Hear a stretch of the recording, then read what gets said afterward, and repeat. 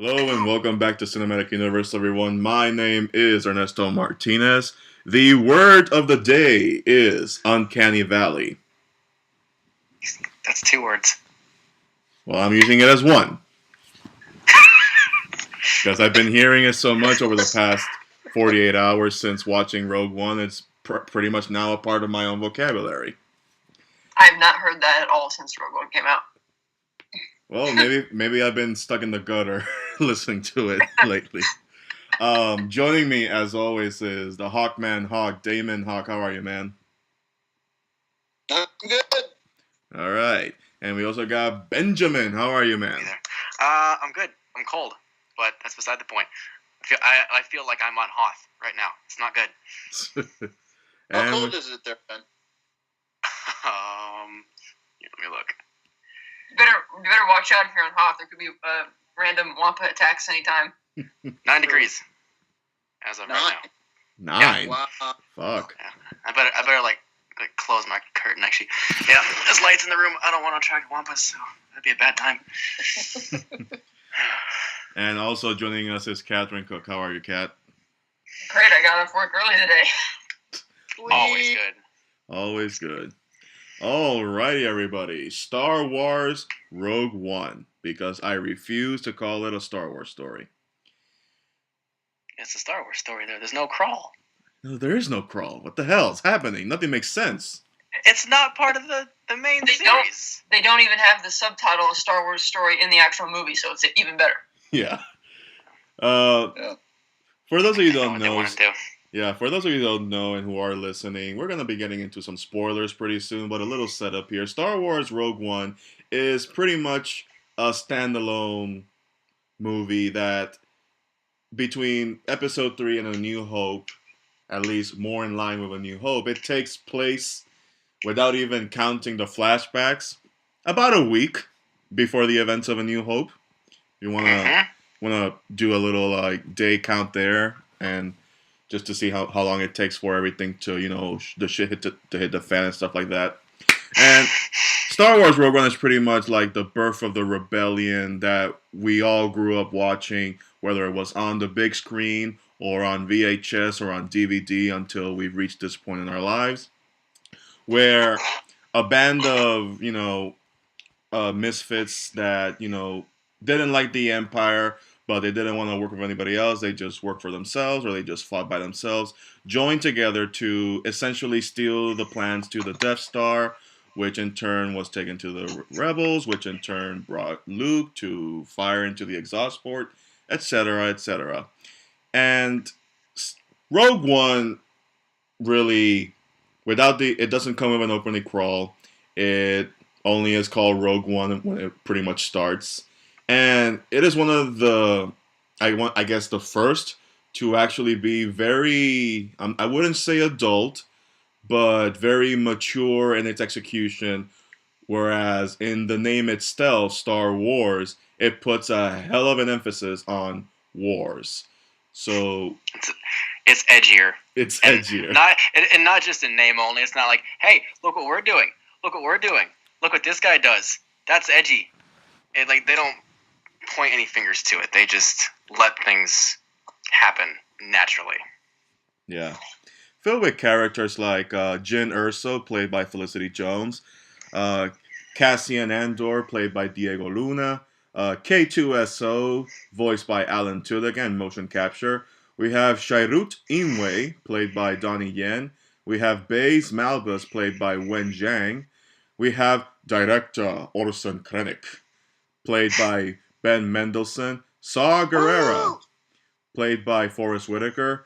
We have Bodhi Rook by, I shit you not, he's always shitting himself, Riz Ahmed. We have Galen Erso, portrayed by Mads Mikkelsen. We have returning Bail Organa by Jimmy Smits.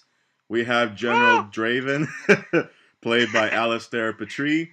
And we have Mothma, played by Genevieve O'Reilly. And for those of you... So much like Mothma. And for those of you who have been paying attention to the trailers and the TV spots, yes, Darth Vader is in this movie, and yes, he is. He is voiced by God disciple himself, James Earl Jones. Yes. So I'm gonna kick it over to Damon Hawk. First impressions, Damon.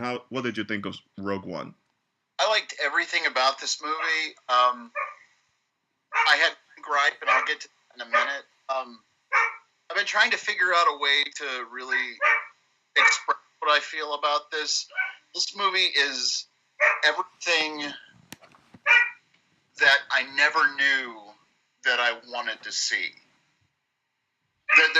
There's things in this movie that just never even occurred to me, like an AT-AT being torn in half, or a blind guy literally just whipping the shit out of like multiple stormtroopers with a staff.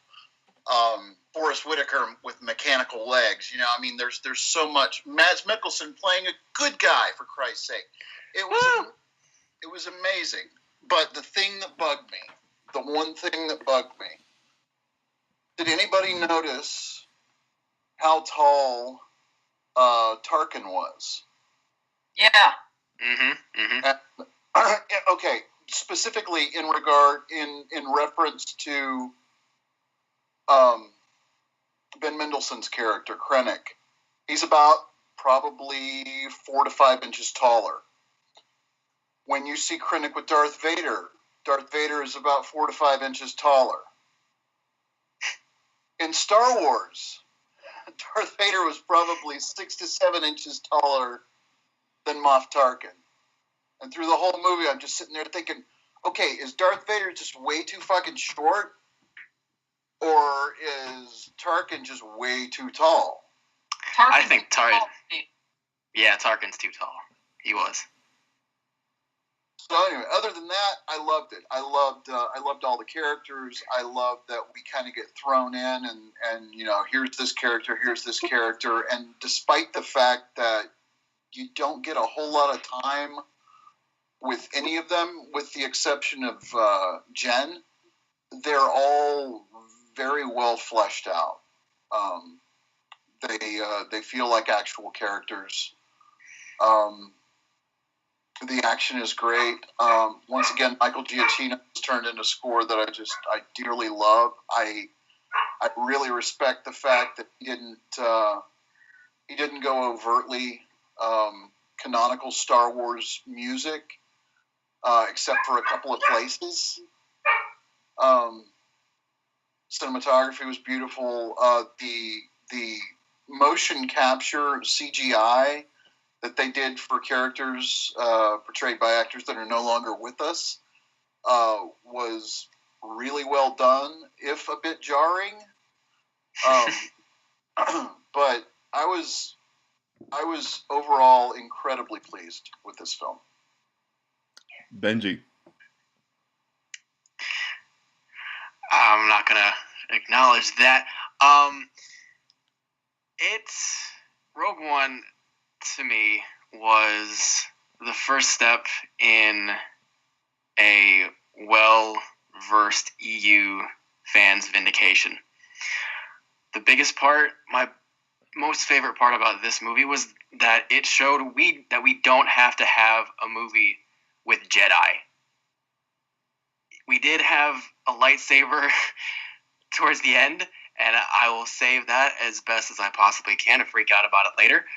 But everybody else were not necessarily normal people, but closer to normal than a Jedi ever would be.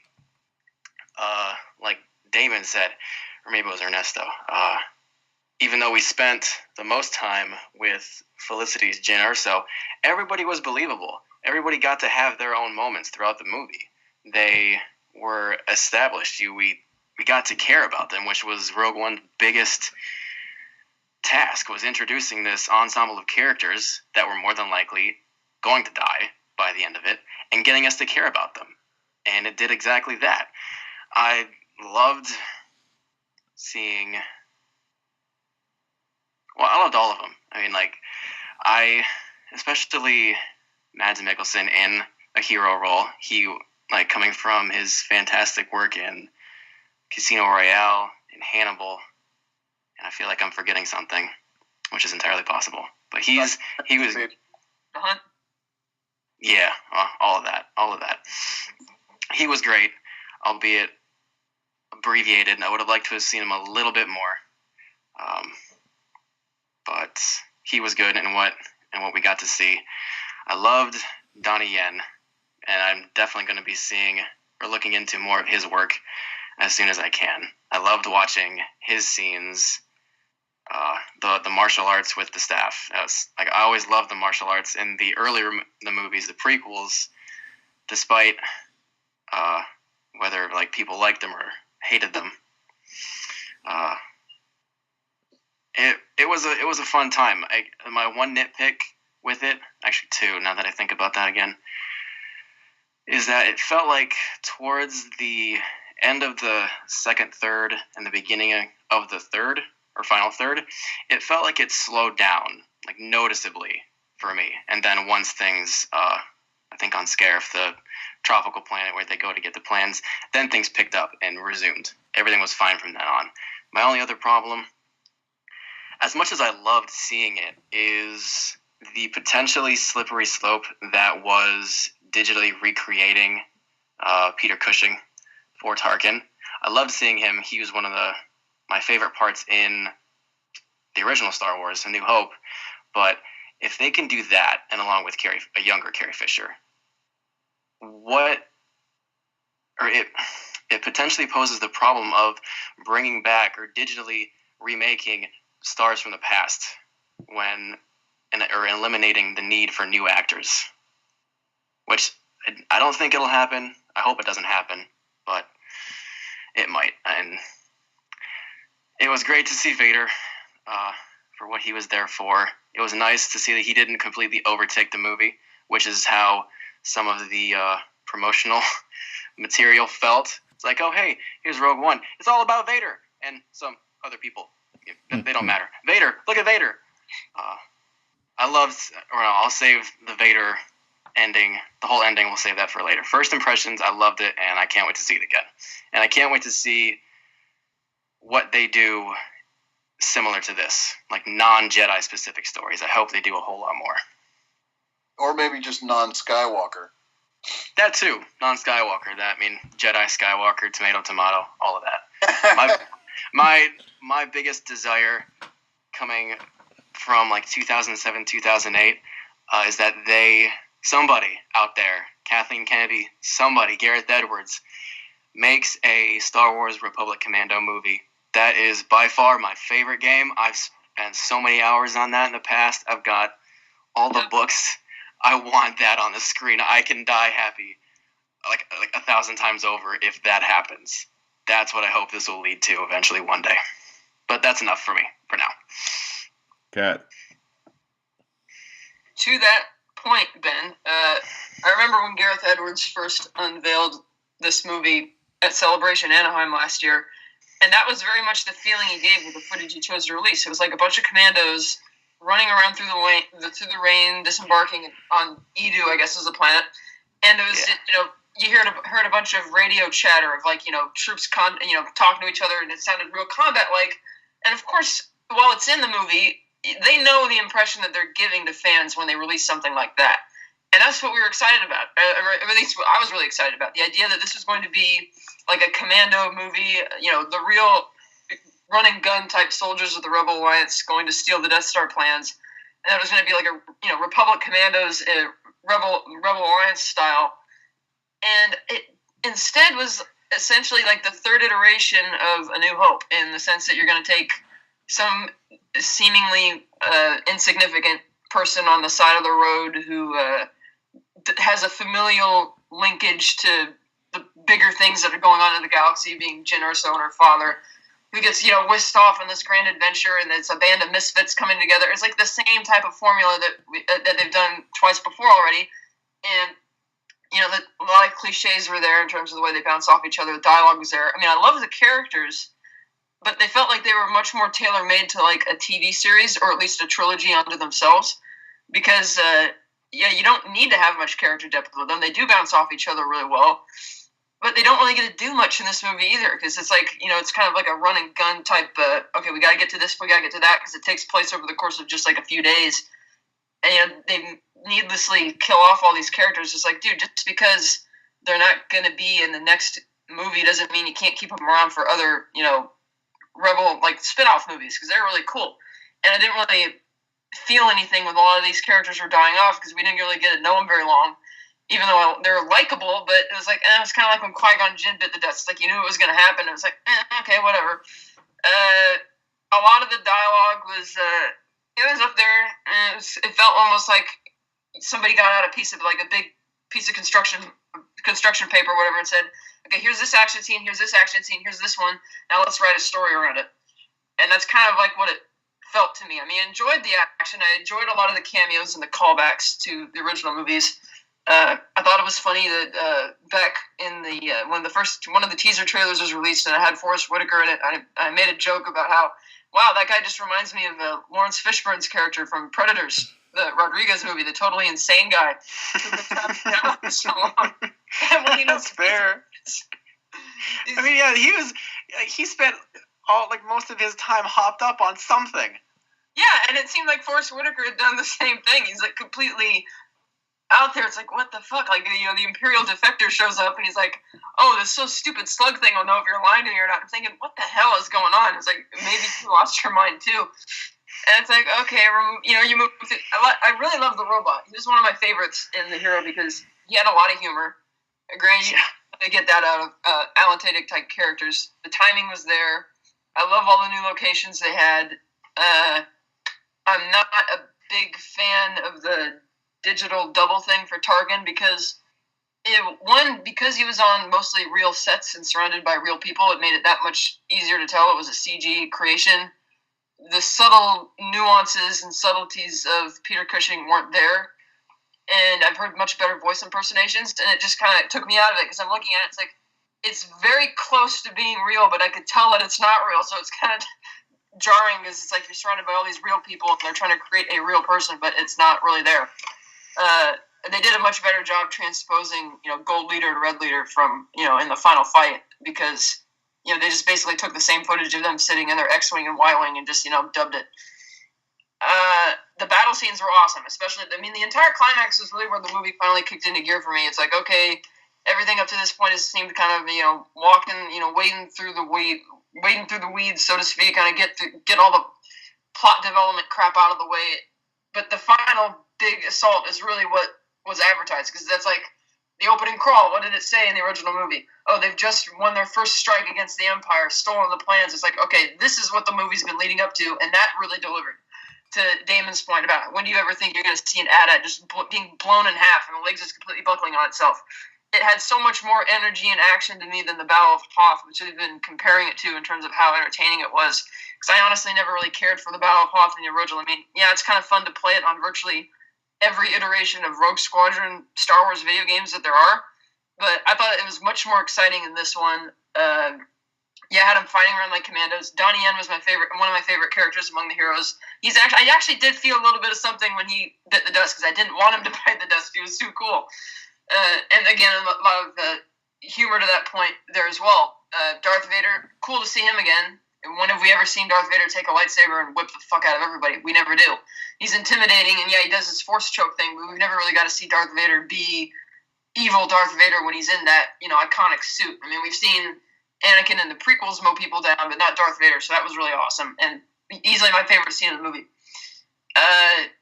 Overall, it felt, kind of like they were taking the safe route. It's like it needed. One critic said it felt like a big promotional piece for the movie that we've yet to see, and it still kind of felt that way because, again, a lot of all the plot points. It's like, okay, I can see where they're going with this. So they're going to go A, B, C, blah blah blah, and all leading up to the climax. But it's like I wanted this to be a real Commando type of movie, not the okay, we've done Luke Skywalker, we've done Rey. Now let's find another version of that same character and do it again. It's like, no!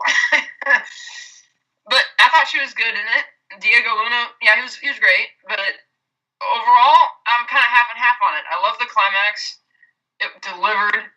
But everything leading up to that point, it was fun, but it felt kind of average. Like the stuff you expect from watching very well-written Star Wars spin-off books of Star Wars series, but not the big gut punch that I was expecting for... the first spin-off movie, I wanted it to be different from the type of formulaic stuff we've had in Star Wars before.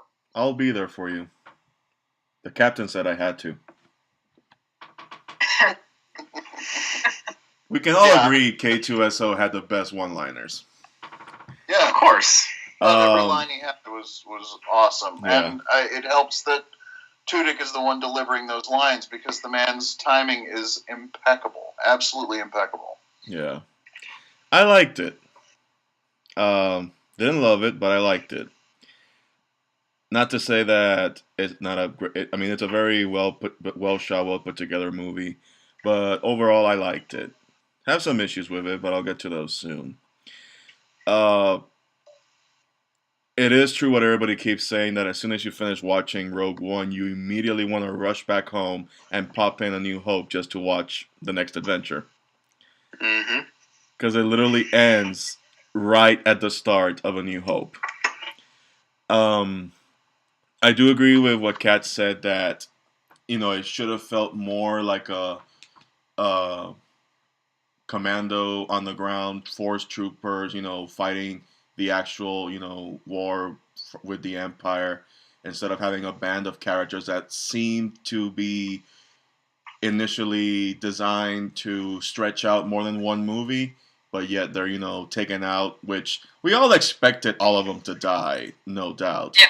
But the way they were created and the way they were, kind of like designed and the way they were interacting, you have that feeling and that inkling that makes you feel like, God damn, and they're going to die. It feels like they should go on for a lot longer, or at least get away and survive to fight another day. I hope that for episode 8 and for the next standalone movie, there's not another useless tentacle monster. I don't know what it is with these movies now that have now had to show us 2 CGI creatures with tentacles that feel like they serve more of a purpose in a Star Trek movie rather than Star Wars movie. Great action, great performances all around. I did feel that Felicity Jones, there were some wooden performances from her here and there, but there were other times where I felt like she was really giving it a solid performance to, given the situation, especially when she finds out that Cassian was told as a separate mission to kill Galen Erso when he had the chance, and you can see her performance right there. Or when she's watching the message from her father and he tells her that there is a Death Star and here's the weak point. Why is there a weak point? Because I learned how to lie and I told them to build this hoping they would believe me. Good Lord, it's a good thing that they believed him. I mean, at the end of the day, it's a good thing they believed him to put that little exhaust port in there to win the day in A New Hope.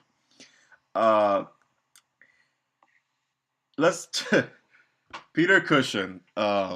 Here's the thing: when the movie started, the last 3 weeks leading up to the movie, or hell, the few months leading up to it, I was doing my damn best to not read anything else about the movie, not watch any more of the promotion. I just wanted to see the movie and not have to know anything else. Yes, I already knew Darth Vader was going to be in it, but until then, I didn't want to see anything else with Darth Vader or anything else with Krennic or anything else with Jyn Erso, etc., etc.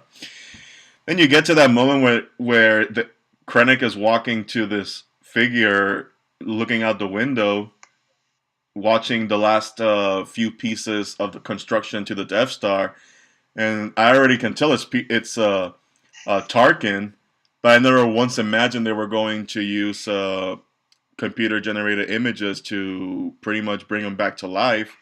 If anything, the first thing that came to mind was like, did they hire Ralph Fiennes to play Tarkin? Because he's the only person that came to my head that could possibly even come close to capturing Peter Cushing's performance. And when he turned around, I'm just like, oh, shit. They brought him back to life. Holy crap. And for the most part, it was great. But, it's still a technology that hasn't yet been perfected the way we want it to be. Because there were some moments where, you can tell that it was CGI and you can tell that it wasn't perfect. You can tell it was jarring. And I'm going to use that word instead of Uncanny Valley. But It's actually one word. Sorry, had to. I'm gonna throw a wampa at you. He's already out there. He's pitching a tent, building an igloo. Excuse me. Yeah. Another thing that I liked about this movie was that you finally got to see how big and how far-reaching the Empire is in this movie. When they go from planet to planet, there is always an outpost there with Imperial soldiers. When you're in space, there's always a starship. When you go to Scarif, the tropical planet, you can see their base of operations and pretty much the shield that they have around the planet and the TIE fighters and all that stuff. I'm just like, wow. Like, I can understand why George Lucas would always go with the special edition because he always wanted to add stuff that he couldn't back in the day. But here, with the technology we have today and the budget that allows it, we get to see just how vast the Empire is, or was in this case. I want to get into negatives right now, so I'll start off. Didn't exactly... Again, I'm going back to that tentacle monster that Saw Gerrera had. Not needed. Because, I mean, his whole... No, sorry. A tentacled monster is always welcome. You may not need it, but, I don't need a fucking straw drink either. But, sometimes a straw is nice. Give me a tentacled monster. If you don't like it, that's fine. I will take your tentacled monster. But yeah, that was one of the things that I felt like, you don't need it. A nitpick was that, I forget which planet it was. Maybe it was the one where they went to where the scientists were held up. But there was this one planet that was named Weebon or something, and if you rearrange the letters, it's supposed to read Obi-Wan. Yeah. I found that I said, like, really, we don't need that. When they're in the holy city of Jeddah, you run into the two guys that we meet at the bar in A New Hope, and yeah, I like that. That was funny. While that might have been a great fan service moment, I have to wonder within the timeline of this movie if they got out of that city in time before it blew the fuck up. Dude, I imagine he did. He had to go because he has a death sentence in 12 systems. Yeah. Yeah, I sentence in 11, and then it's like, oh, then he got one for the 12th, but I didn't send. They gotta get the fuck out of there. Yeah. That was probably he left right before the test fire happened. Yeah, I'm sure he left. It's just that when I saw him, just like, that city just blew the fuck up. I hope he left, even though we already see him in A New Hope. I mean, I hope he left in time.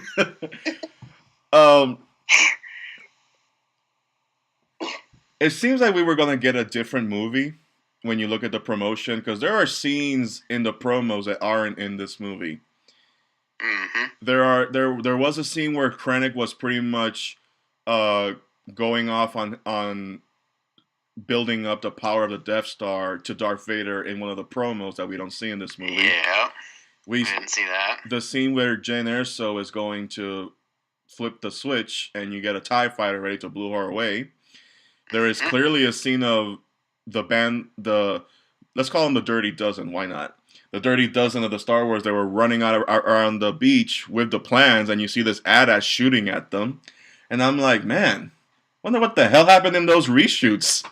And what kind of movie we were going to get originally, because it seemed like it was about to be more of a downpour than it was what we got. Well, there was another one where we saw Krennic in his caped glory, walking amongst all the dead stormtroopers, like on the ground, not high up in the tower like he was in the movie. Yeah. But those were really some of those negatives. I mean, I like Giacchino's score, but it kind of felt very removed from the series. Maybe there wasn't just like an overall theme throughout the whole movie, or maybe because he only had a few 6 weeks he said that he had to do the score. Maybe that was... He was a last-minute replacement for Desplat, so... Mm-hmm. But, I mean, he's also used to turning stuff out, and I like that there wasn't a theme because, I mean, this is a movie, this is a story that takes places, if you will, between the panels. And and so it makes sense to me in the same way that there's not a fanfare, that there's not a scroll. This is a moment.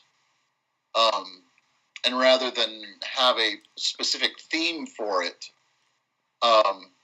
we have action beats. And I think that fits it much better than anything that's going to be very sweeping or is attempting to convey, I don't know, a story of some sort. One thing that bugs me about things like that is like the scene when I think it's when they first meet, Chirrut, and he says, "I'll give you the necklace if you want to find out your future," and it starts playing the original, was it the Force theme, the main theme music for that, on a different tempo and a different instrument. I can't remember the name off the top of my head, but off the typical instrument, and does that thing where it's playing and you expect, what the next note, what the next note is going to be, and then it changes to something different because they're trying to, put a little bit of a different flavor in it. It's like, God damn it, I think it is good that it's like little moments, because it's a blood relative really of episode 4 more than anything else, and the music did feel in tone and in line with that. Yeah. Also, stormtroopers can't shoot for shit, motherfucker. That was established. I know, but Dan and I were talking last night about how it was really cool. Even though he hadn't seen the movie yet, he mentioned that he had heard in one of the previews about the wills. And that was the one moment in this movie where I actually geeked out, where, Chirrut tells them that, we're the guardians of the wills at the temple, because that was the very original draft of Star Wars, was called the Journal of the Wills, which was like the idea that these priests, not necessarily practitioners of the Force, but people like Chirrut, who were not Jedi, didn't have a full understanding of it, would try and chronicle the ideas and the nature of the Force. And I thought that was so cool that they finally canonized that in a movie. I wish we got to see the temple and learn more about it rather than just have it, show up and blow up. Oh well. Well, considering there might be an Obi-Wan movie on the horizon, we might still get to see the temple. Or in episode 8. Until they start really, really seriously talking about that, I'm going to try not to even hope. Yeah. Yeah. Because I would love to have one, but, I mean, every time McGregor speaks up and says he'd like to do it, and there's, nothing. I mean, like crickets and shit. I'm like, come on, guys. I mean, would it kill you to make this movie? I know, the fans want it. It's like he's the one character from the prequels that everybody loved, or character and actor to combine, because those are two very different things in the prequels. But it's like they love that and they want that, and it's like he's not getting any younger.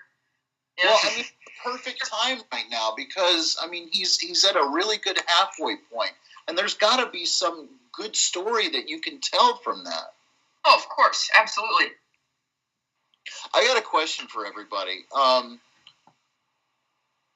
Obviously, because of the way the story is told and the way that we have to kind of experience the Death Star for the first time in this movie, when Alderaan is blown up, I mean, they fire up the laser, it shoots out, and boom, the planet goes explode. Like that. I mean, like in just a couple of seconds.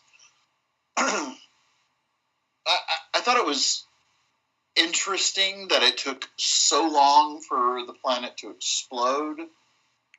I mean, what do we think about that? Do we think this is just a more dramatic way of telling it, or that A New Hope kind of abbreviated what actually happens? Well, from what I heard, and I have nothing to back it up, only from what I've heard, is that they only used partial of the reactor and not the full power of the Death Star. Yeah.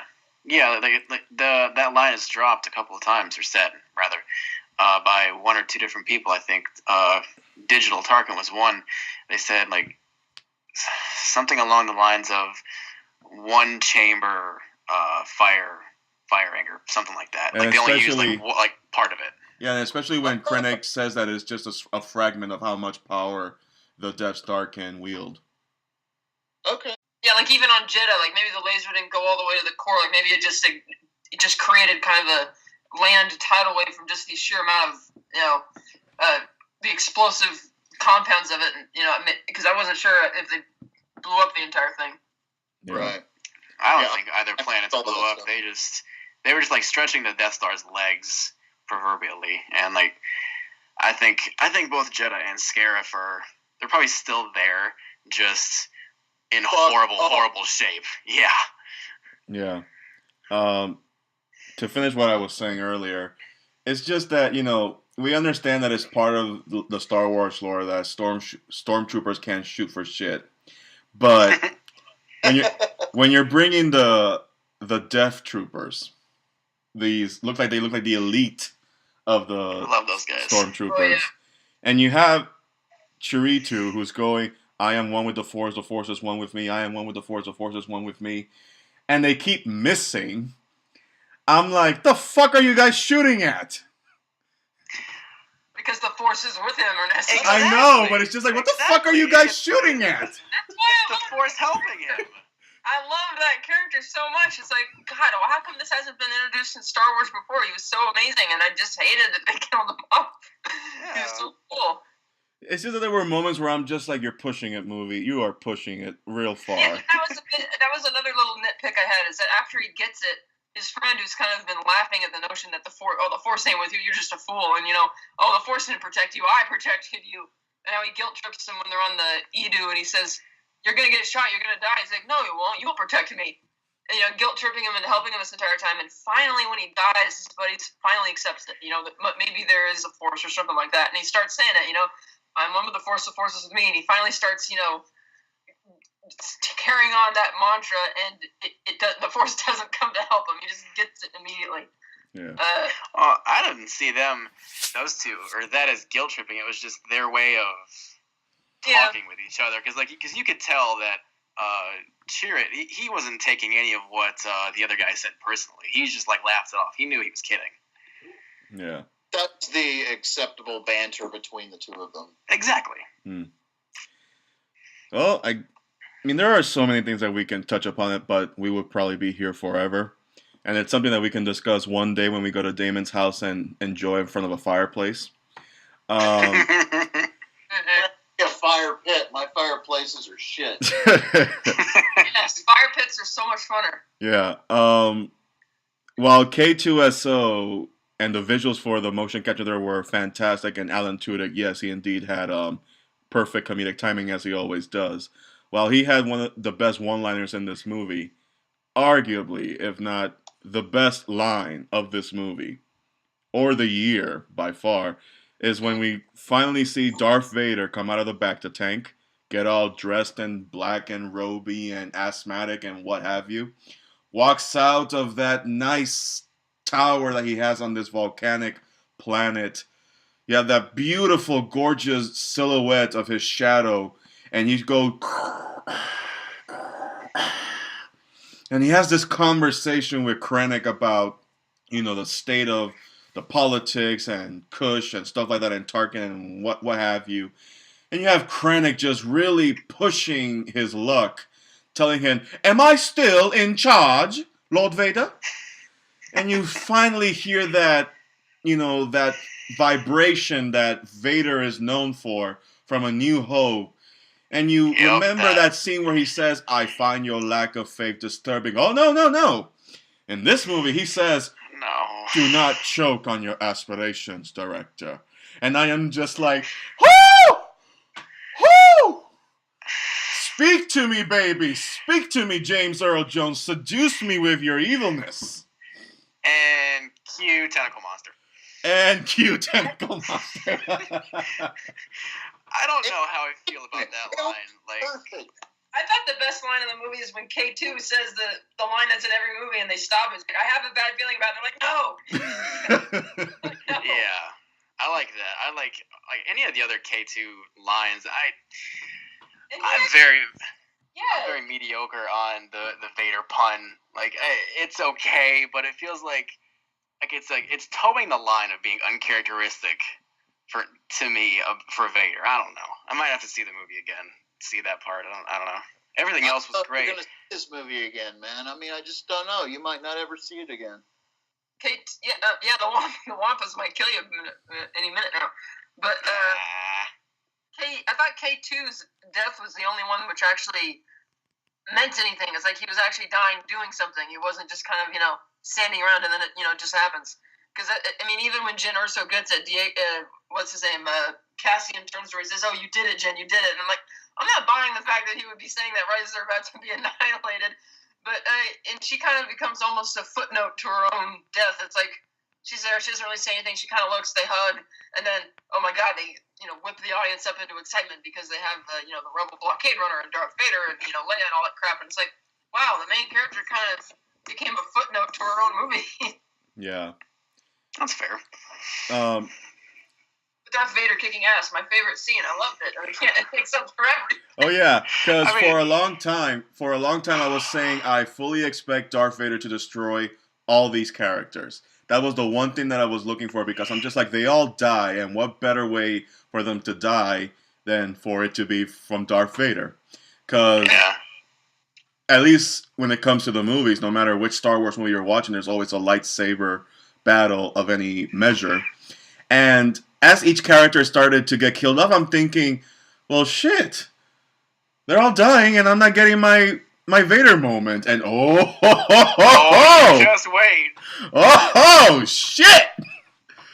That was great. I was literally sitting there in the theater when they're trying to open the door. I'm like, dude, motherfucker, just throw the key through the door. What the hell are you doing? I was thinking the same thing. Like, honestly, my friend just sacrifice yourself. Like, throw the thing. Yeah, we're like, do it. Just throw the fucking thing. Throw it now. Yeah, they're all trying to get into the ship. They can't. The door is not opening, and then the hallway goes dark, and I'm sitting at the edge of my seat. I'm thinking, oh man, and you hear.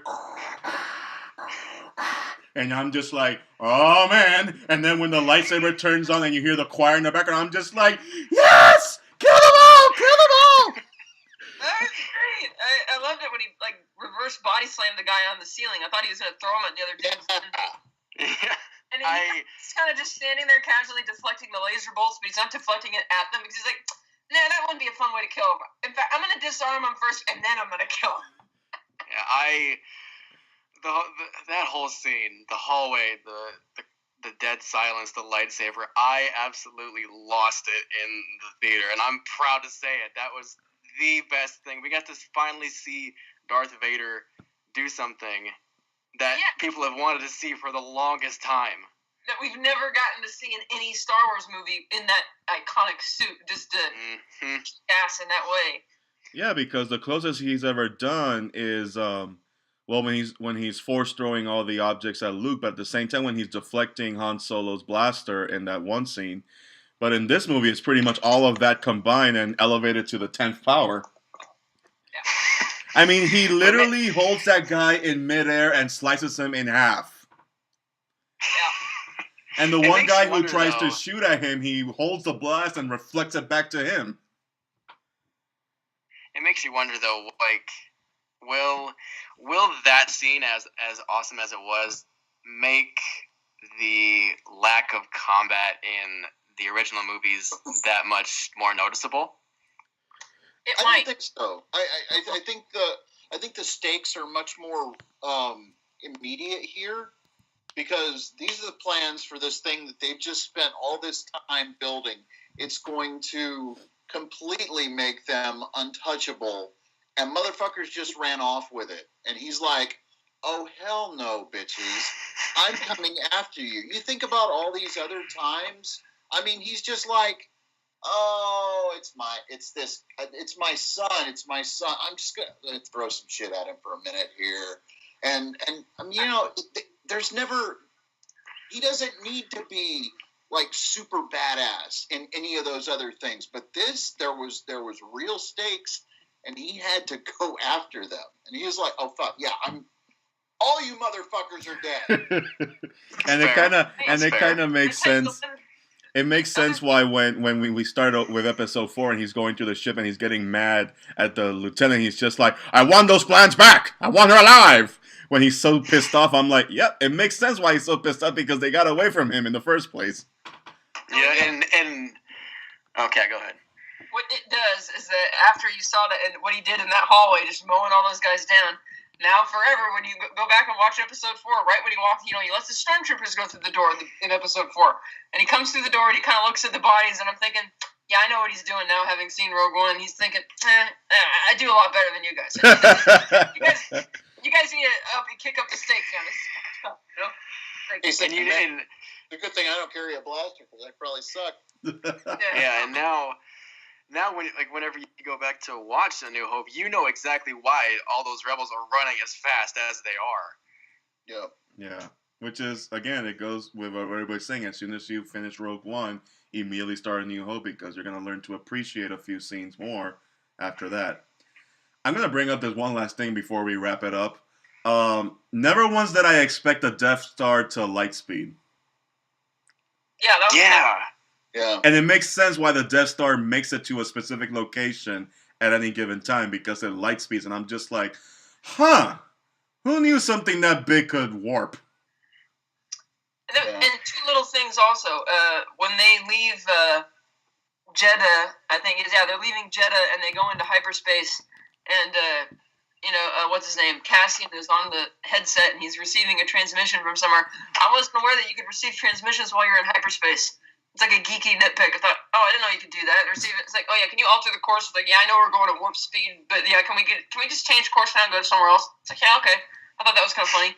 Yeah. But the other thing that this movie does, which I talked about when they first announced it, is that regardless of it being a good movie or a bad movie or however they played it, the idea that a bunch of, be it misfits or veterans of the Rebel Alliance, the most that they could hope to do would be to steal the plans, whereas a farm boy, his diva crush, a space pirate and his dog, and Laurel and Hardy are going to succeed, just elevates the mythic status of the heroes from the original movie just through the stratosphere and totally justifies Rey's comment in The Force Awakens, which is like, Luke Skywalker, I thought he was a myth. Because I wouldn't believe any of that shit either. Because looking at all the heroes of Rogue One and all the rebels, it's like, wow, the best you could do is just steal this shit, and you got that complete band of nutcases are going to be the ones to actually destroy it and cash in and take down the entire empire. It's like, awesome.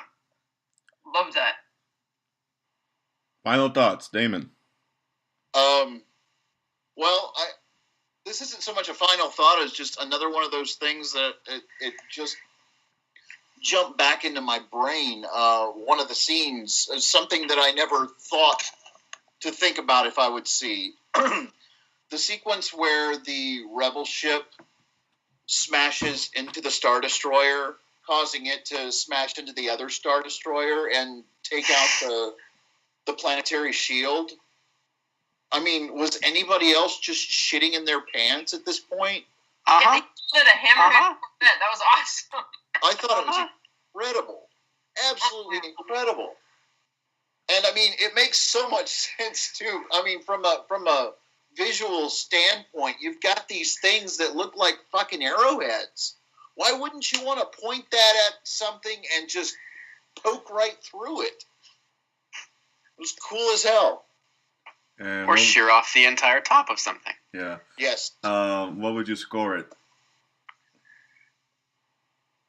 If we're scoring on a 5-point scale, I'm going to say 4 out of 5. I really, really liked it. All right, Benjamin.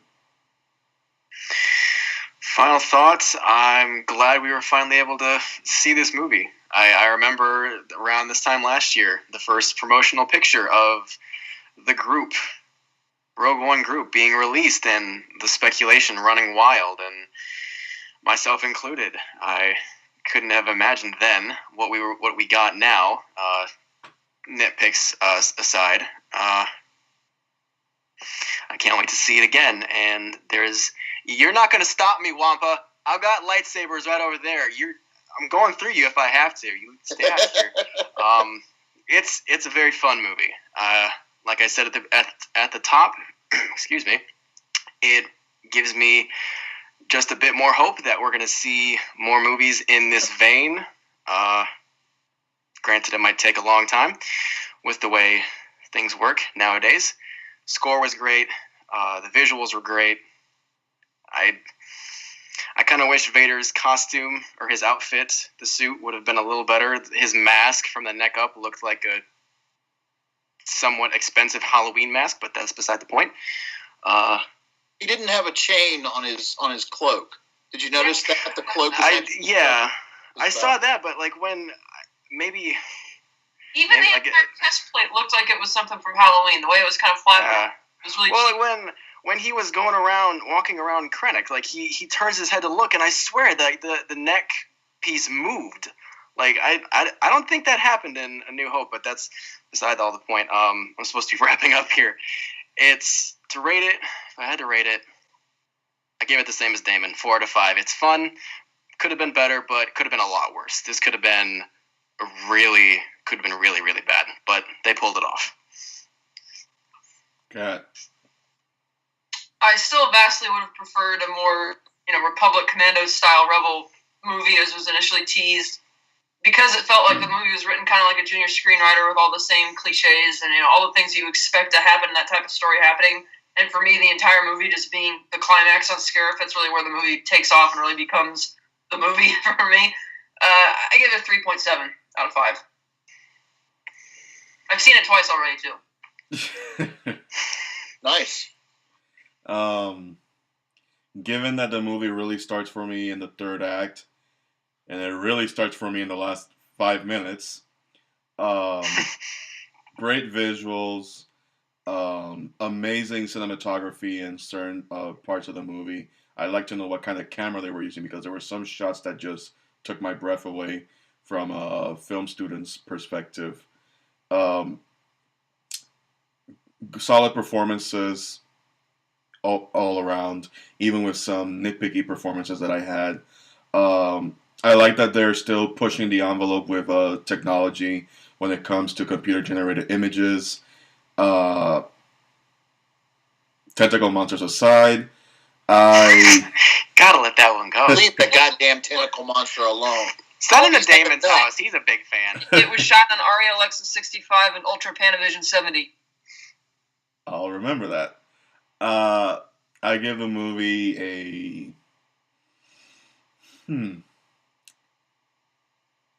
I'll give it an 8 out of 10. Supposed to be going on a 5 scale here, man. 5 scale, like Damon established. I don't know. I'm not good. 10, that's 4 out of 5. Rebel scum. I hate the 5-point scale. Oh, I just remembered something. Real quick. We didn't really talk about him. We talked about everybody else. What did people think of Mads Mikkelsen playing a good guy for a change? Yeah, I loved it. Mads is a good guy. Is great. Valhalla Rising is amazing, and he's not really a good guy, but he's the protagonist. So, yeah. It was nice. It was nice to see him, kind of stretching that side of his acting muscle, because you get to see him be tender with his wife and his daughter. You get to see him being strong against the bad guy. I dug the shit out of it. I think he should be cast in that particular kind of role a little more often. Yeah, although, preferably with more screen time. I would recommend then you go see The Wedding and The Hunt, which he did get the top awards for, I believe, at Con Festival. He played a good guy. On my lips for a while. Yeah, let's see, The Hunt was I think they're both Danish films, but yeah, it was nice. I like when he plays good characters, like nice guys, but I thought he was almost a little bit wasted, because he's just basically there for the prologue, that very brief flashback where she's having like the dream or whatever, and then the scene where he dies on the platform. It's like, it feels very much like he's since they talk about him so often and mention his name, you're thinking about him a lot more than you're actually really seeing him. He's only there very briefly, and I expected him to have a bigger role. That was actually something I was a bit disappointed with. That they just, they finally get there just so he can, die. But yeah, he was a nicely cast. All right, everybody. Thank you for listening, and thank you for joining me as always, Damon, Benjamin, and Kat. You bet. Absolutely. Always a pleasure. Indeed. Anybody who's listening, thank you for sticking around. As May the force be with you. Yeah. You can all follow me on Twitter at MartinezXYZ, and you can find my Facebook page at Cinematic Universe Ultimate. If you're listening to us on YouTube, click that subscribe button, share, leave a comment, leave a like, whatever the fuck you want to do. And yeah, until next time, next year. Got a few more reviews left to go for 2016, and there are some 2016 movies that are going to be spilling in January that I still need to get to before I do my year in review mix mashup. So, bye bye, guys. Bye, guys.